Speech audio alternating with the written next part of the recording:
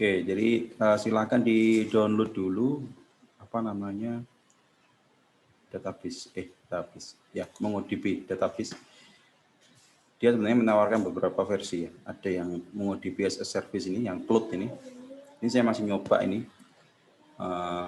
Nanti kalau lancar ya kita coba kombinasi dengan yang versi cloud. Tapi untuk hari ini coba teman-teman install yang versi lokal ya. Karena saya lihat juga nggak gede versinya. Gede nggak ya? Kayaknya sih nggak terlalu. Jadi alamatnya di sini.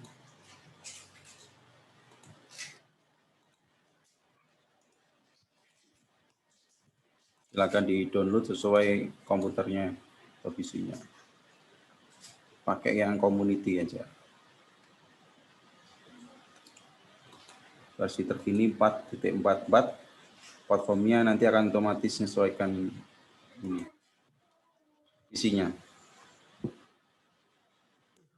Sekitar 200 mega.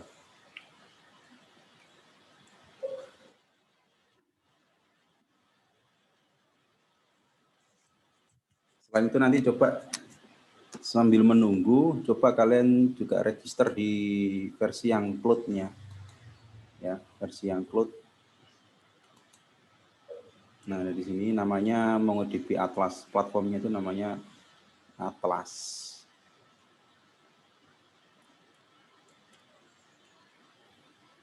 Kalau ini nanti nggak perlu install. Tapi perlu daftar akun di sini.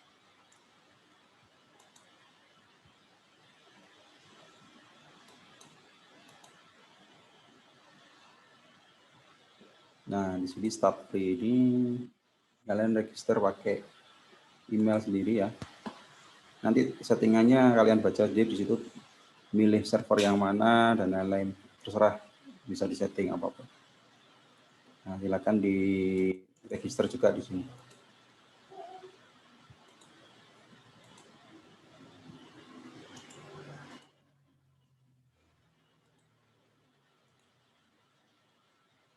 Oke, silakan sambil download ya. Tunggu dulu. Setelah di-download, coba kita install.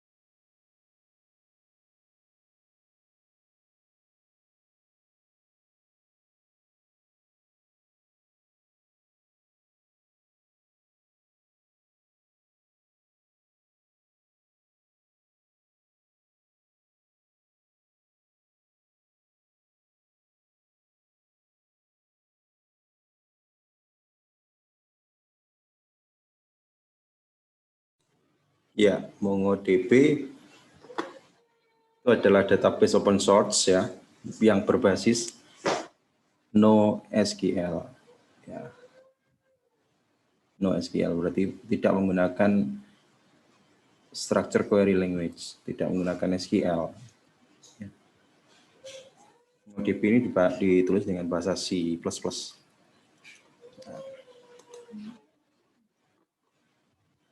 Nah, yang perlu dipahami adalah karena kita menggunakan NoSQL database, sehingga konsepnya itu juga berubah. Gitu.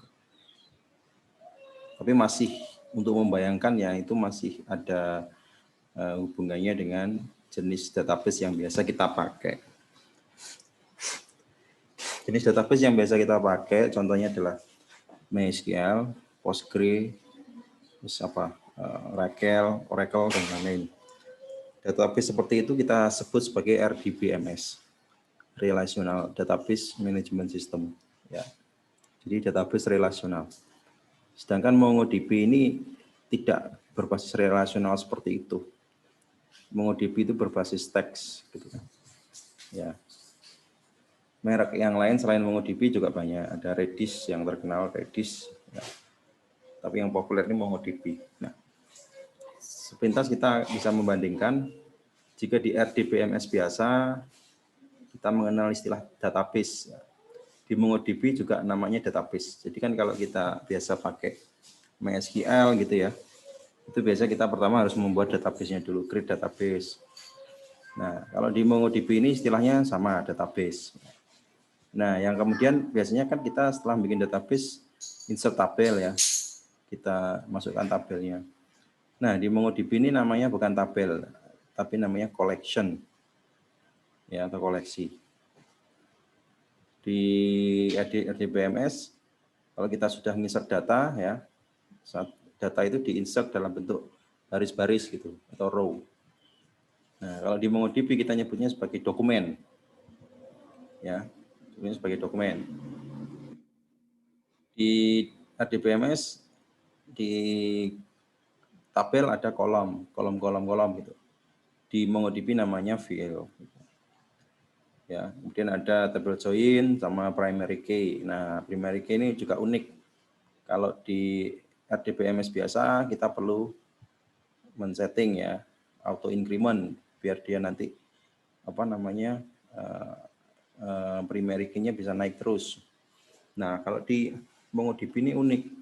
Setiap kali kita insert data, dia langsung udah ditambahkan satu kolom yang namanya primary key ID ya. Dan itu angka acak, kombinasi acak, huruf dan angka yang sudah diatur oleh si MongoDB. Sehingga kita tidak perlu memikirkan kalau di RDBMS kita harus nyeting auto increment kayak atau kita perlu generate random key ya. Itu nggak perlu gitu. Di MongoDB setiap kali kita nyimpen data, data itu akan diberikan ID khusus ya yang sifatnya primary, tidak akan ada duplikatnya. Karena kalau di RDBMS kita seringkali juga menemukan data duplikat kan gitu. Nah, karena MongoDB ini berbasiskan teks ya, berbasiskan dokumen. Jadi sangat lain kalau kita insert data di RDBMS, kita kayak insert satu buah baris yang berisi beberapa kolom kan gitu. Kalau di MongoDB ini kayak kita insert satu buah apa ya? Satu data ini disebut sebagai satu data, satu dokumen. Dan ini isinya bisa banyak ya. Dan bentuknya adalah JSON. Formatnya dibentuk dalam bentuk JSON. Ya. Uniknya nanti ya. Uniknya kalau di MongoDB ini kolom-kolomnya bisa berbeda. Misalkan kita nyimpen dalam satu buah tabel. Kalau di RDBMS kolom-kolomnya kan ya itu sudah kita tentukan. Ya, kalau di Mongo ini data satu dengan yang lain itu bisa kolomnya berbeda gitu. Nah, ini yang aneh juga ya. Yang beda dengan yang RDBMS. Makanya Mongo ini kan kayak dia tabel itu kayak folder gitu ya. Yang disebut tabel itu kayak kita membuat sebuah folder. Nah, di dalamnya itu kita simpan banyak file yang formatnya itu macam-macam gitu. Ada yang doc, ada yang PDF, ada yang format lain lah gitu. Tapi kan di sini semuanya formatnya JSON. Cuma yang beda isinya, kolomnya. Ya, jadi tidak diatur seperti RDBMS. Sehingga di mana namanya di MongoDB ini kita bisa nyimpen yang data yang tidak terstruktur ya, atau unstructured data. Nah, itu yang biasa dibuat mainan riset orang-orang big data ini, unstructured data. Data yang masuk itu formatnya bisa lain-lain atau format kolomnya itu bisa berbeda antara satu dengan yang lain. Ini sudah selesai install ya. Jadi si Mongo ini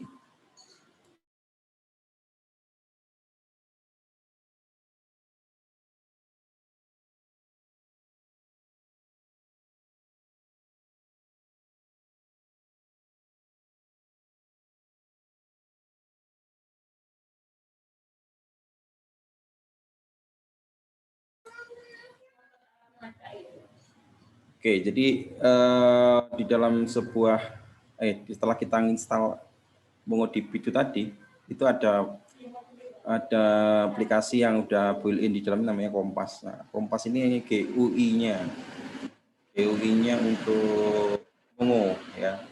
Ya kalau kita biasa pakai MySQL itu ini PHP MyAdmin lah gitu. Digunakan untuk fiturnya banyak ya. Digunakan untuk query, untuk nyari data, insert data langsung ke aplikasi, langsung ke database-nya.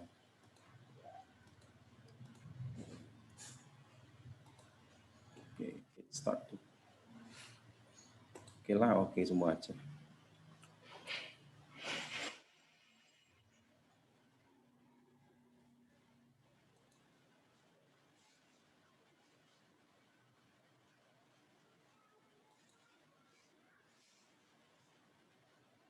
Kalau kita mau bikin sendiri gimana?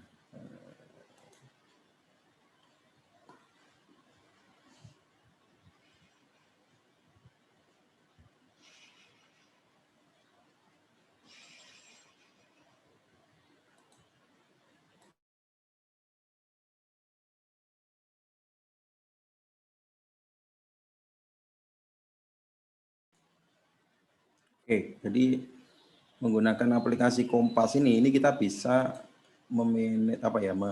memanage database yang ada di cloud ya. Misalkan kita tadi daftar di fasilitas MongoDB Atlas tadi, MongoDB yang di host di server. Nah, itu kita bisa melakukan query management dari sini. Kita nanti bisa masukkan alamat URL sama username password yang dikasih sama cloud-nya.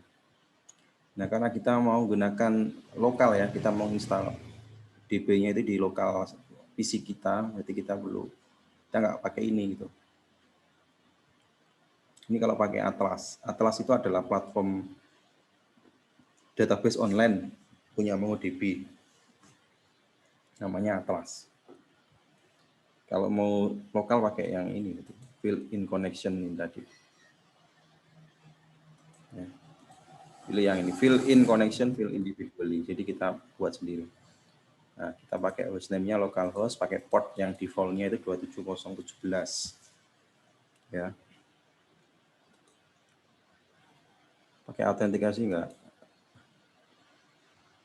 dulu aja ya. Di non dulu aja, ya bisa langsung diakses. Coba di connect kan. Nah, inilah database kita. Sudah ada beberapa database yang sudah default dari mereka, dari awalnya.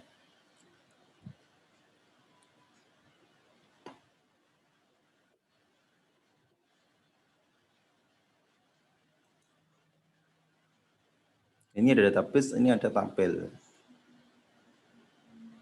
Ya. Oke. Ini udah siap, kita coba ngikuti modulnya aja. Kita tinggal nanti konekkan ke server ini, ya, ke localhost ini. Nah, untuk itu kita mengikuti modul yang sudah ada. Oke, kita lanjut ke sini. Di Battery School yang Node.js Mongo. Node.js MongoDB di sini. Nah, karena kita akan mengakses MongoDB ini melalui Node.js. Harapannya nanti kalau kita sudah terbiasa mengakses MongoDB database melalui Node.js kan kita nanti bisa bikin aplikasi REST API. Ya. Karena kita akan menggunakan database yang berjenis NoSQL.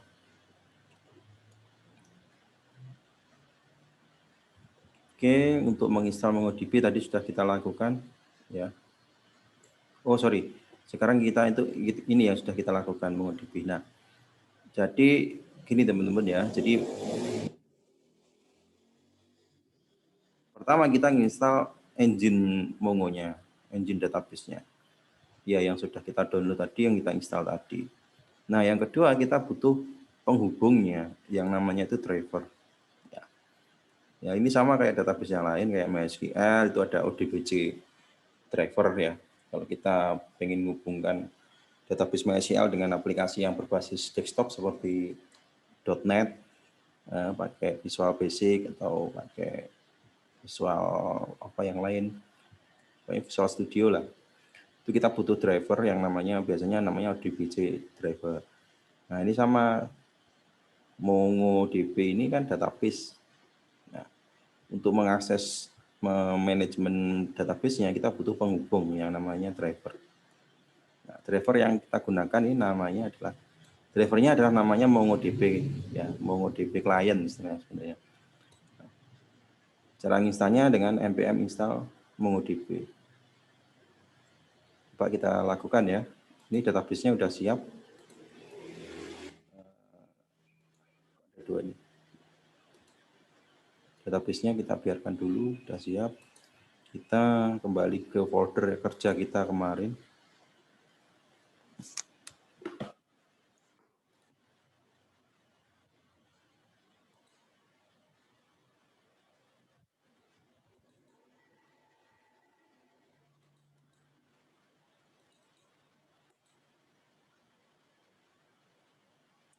SI4P kok masih kosong?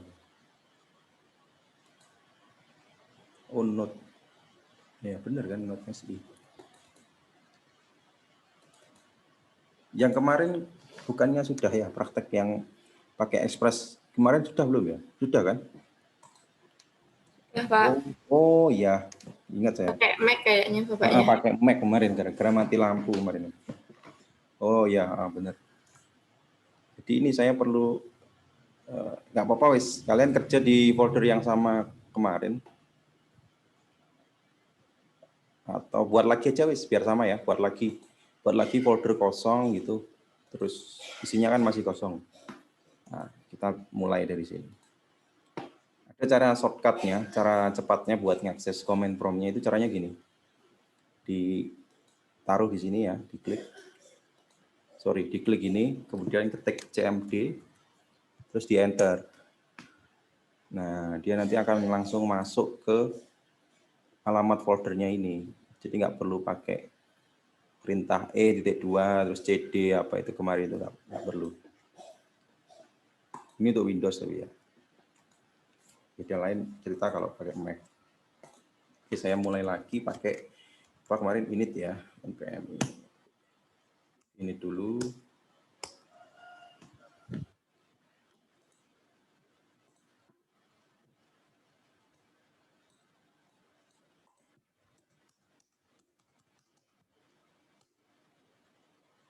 Oke, kemudian karena saya nggak butuh Express sekarang. Nah, nanti itu ceritanya kita gabung-gabungkan. Kalau Node.js-nya MongoDB-nya udah oke, nanti baru kita gabungkan dengan Express. Gitu. Nah, gimana nih cara installnya? Kita pakai npm install MongoDB.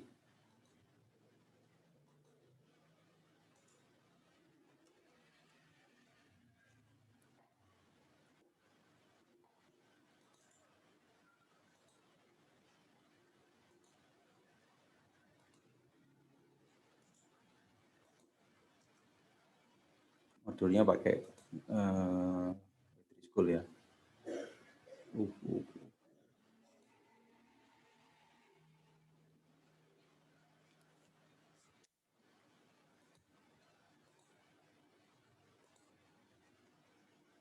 Kayaknya udah terinstall nih. Oke, Node modulnya udah ada. Lanjut. Kita mau ngapain nih sekarang? Nah, caranya untuk memanggil library-nya tadi, modulnya tadi dengan ini, satu baris ini. Oke, next dulu. Kita perlu membuat satu buah file.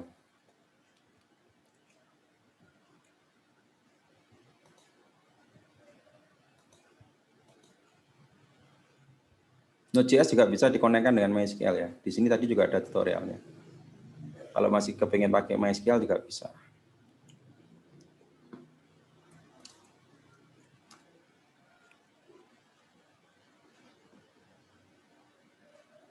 Kita coba siapkan file baru.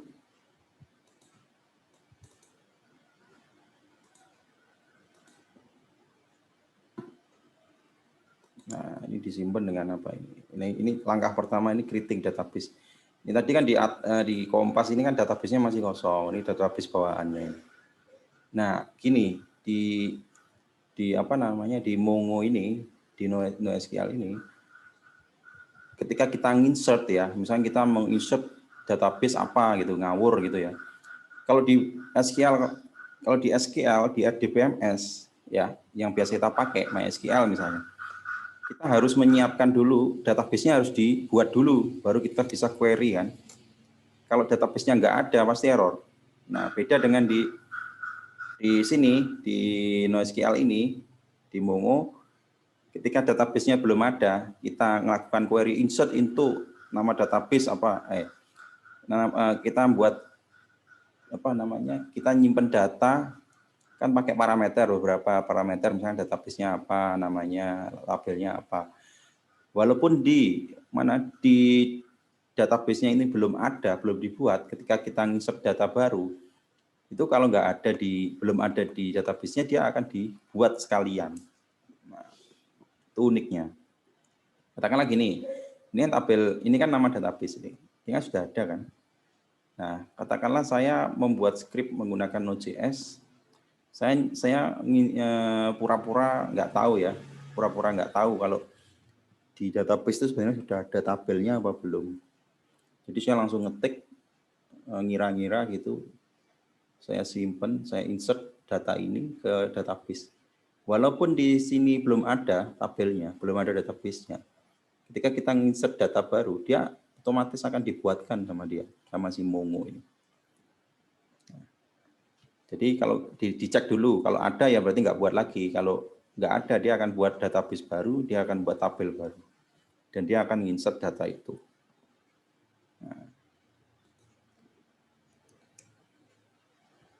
Nah, untuk membuat database baru, kita butuh yang namanya, kita perlu membuat namanya objek Mongo Client.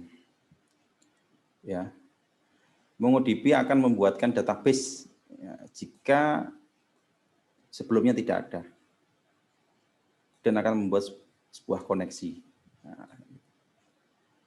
Nah, makanya ini kan aneh. Ini kan kayak kita query sebenarnya. Tapi ini sebenarnya kita query sekaligus bikin database. Nah, contoh ini ya, copy aja, kita masukkan di dokumen yang baru tadi. Sini. Nah, ini dilihat localhost 270.27017. Ini port bawaan aslinya ya, bawaan punyamu juga harusnya 27017. Jadi ini port yang memang dipakai oleh MongoDB. Kemudian hostnya kita, kan kita pakai localhost. Nah, berarti sama ini. Berarti sama konfigurasinya localhost 270.270. /mydb. Nah, inilah yang mau kita buat. Kita mau membuat sebuah database baru namanya MyDB. Tinggal langsung dimasukkan di alamat URL-nya ini. Nanti otomatis akan dibuat gitu. Oke, nah kemudian save dengan nama ini ya. Kita ngikut ini aja biar nanti kalau salah bisa gampang di track. Kita save dan kita running ya dengan cara yang sama kayak kemarin, node spasi nama filenya. Harusnya menghasilkan tulisan seperti ini, database created ya misalnya. Coba kita save dulu. Tadi di folder yang baru ya, tadi di folder yang baru.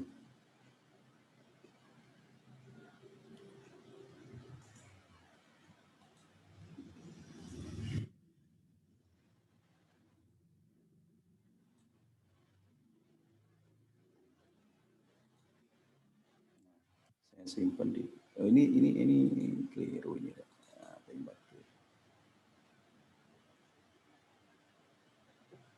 Kok TI ya? Wah, keliru TI SI. SI 4B. Nah, di sini.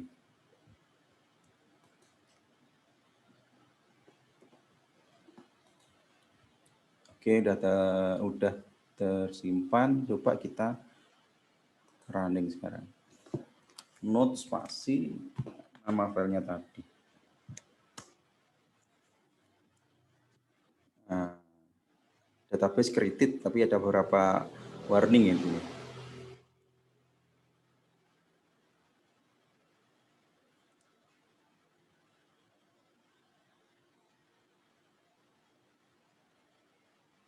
Oh ini aneh nih, gara-gara masalah modulnya ini modul lama. Tapi cobalah kita coba apakah beneran database-nya sudah dibuat. Kita refresh.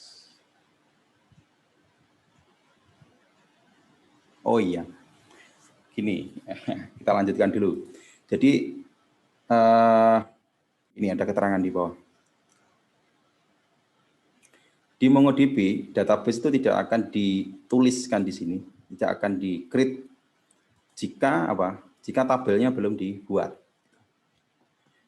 Database tidak akan dibuat sampai ada isinya gitu. Jadi dia mainnya gitu. Harus ada isinya. Isinya itu maksudnya sampai ininya loh ya, sampai isi dalam tabelnya. Jadi kalau kita buat tabel itu pun nanti belum akan di-create di database ini. Hanya masih dicatat gitu, belum di write di sini. Kita lanjutkan aja gitu. Tapi kan kita sudah mencatat ya, kita mau bikin database namanya MyDB gitu.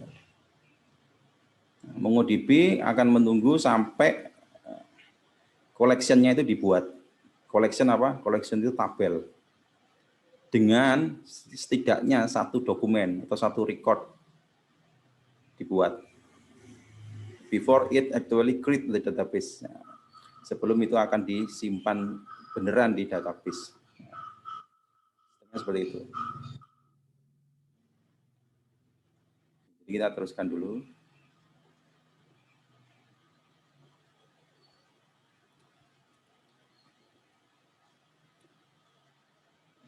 Collection. Sekarang kita bikin collection. Collection di MongoDB itu sama dengan tabel di MySQL. Cara untuk buat collection itu pakai perintah create collection. Pakai metode create collection. Nah, cuma ini disimpan dalam file yang berbeda lagi. Kenapa? Nanti kalau kita timpa di sini, di bawahnya sini ya, dia akan mengulang lagi kan. Sedangkan ini kan maksudnya kita step by step. Nah, jadi ini untuk nge-create nama database-nya kita simpan di demo create MongoDB.js. Nah, untuk nge-create collection-nya atau tabelnya kita simpan di file yang namanya demo MongoDB create collection.js. Nah, kita ikuti aja dulu. Ya, jadi kita akan perlu file baru ya. Kita save di folder yang sama. JavaScript.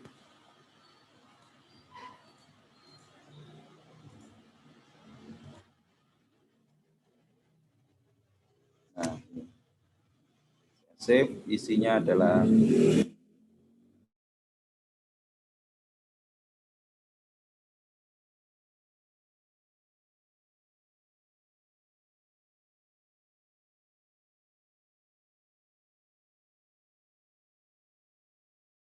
nah ini yang perlu dilihat adalah ini kan mau bikin tabel di dalam database yang sudah kita buat. Database yang sudah kita buat tadi namanya adalah MyDB ini kan. Nah, berarti di sini perlu dipilih kan waktu mau insert tabel baru atau collection. Nah, dipilih di sini. Nah, saya mau menyisipkan sebuah tabel atau sebuah collection di database yang namanya MyDB. Nah, yang di insert nama tabelnya atau nama koleksinya adalah customers. Ya, jadi membuat sebuah tabel atau collection yang namanya customer disisipkan di sebuah database namanya MyDB. Oke, coba kita save, kemudian kita running.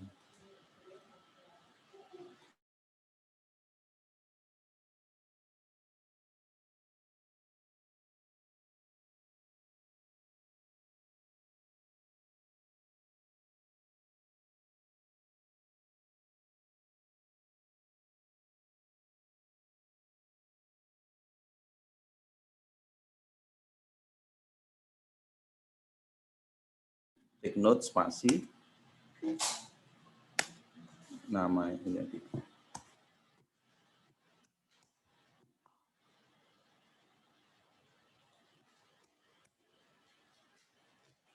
Collection created ya. collection created. Oke. Collection created oke sama, kemudian ini sama peringatannya di MongoDB collection tidak akan dibuat sampai dia ada isinya. MongoDB akan menunggu sampai sebuah dokumen itu disisipkan, diinsertkan. Ingat dokumen tadi apa? Dokumen di MongoDB itu sama kayak row. Kita nyisipkan baris baru di RDBMS ya. Kita menyisipkan data baru.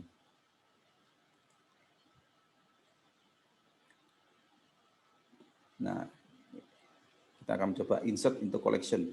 Kita menginsertkan sebuah data, baris data ke sebuah tabel. Collection. Kita bisa menggunakan insert one jika yang diinsert itu satu data. Kalau banyak data nanti ada lagi. Dokumen di MongoDB ini sama dengan record kalau di MySQL. Record atau baris. Oke, kita buat lagi sebuah file untuk menginsert data. Nah, nama filenya ini.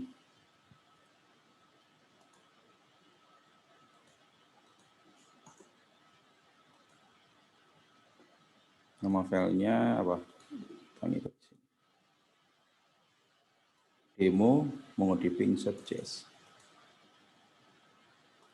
Yang ini kita simpan lagi dengan nama ini.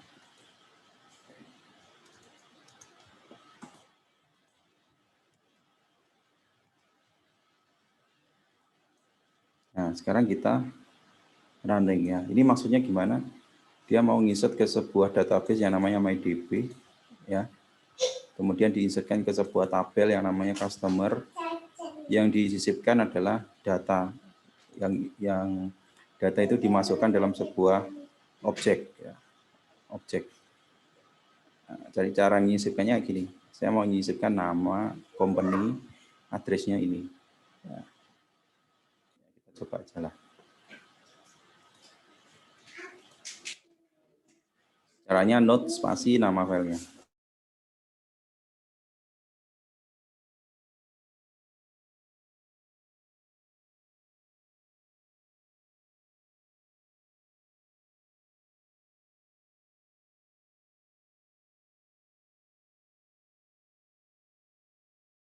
Satu dokumen insert. Nah, sekarang coba kita cek di database.